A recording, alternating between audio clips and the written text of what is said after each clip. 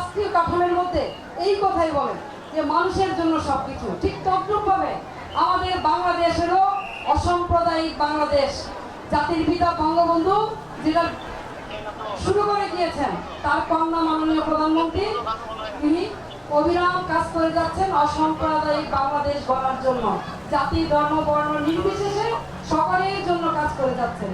আমি আর মানুষ মানুষের জন্য বিখ্যাত গায়ক উপমহাদেশের সে ভূপেন হাজারিকা গিয়েছিল মানুষ মানুষের জন্য, জীবন জীবনের জন্য। আর এই সাম্যের গান ওনারও বহু পূর্বে পৃথিবীর সৃষ্টির সাথে সাথে এই অমর বানিয়েছিল মানুষ মানুষের জন্য। ইসলাম ধর্মে বলে আল্লাহ এই পৃথিবী সৃষ্টি করেছে তার নবী হযরত মুহাম্মদ সাল্লাল্লাহু আলাইহি ওয়াসাল্লামকে ভালোবেসে এই পৃথিবী সৃষ্টি করেছে। সুতরাং মানুষের জন্য ভালোবাসার উপরে আর কিছু নাই। বলে নাই কিন্তু হিন্দু না মুসলমান, বৌদ্ধ না খ্রিস্টান, একটা শব্দ মানুষ। সুতরাং মানুষের মর্যাদা মানুষের কাছে বিশাল।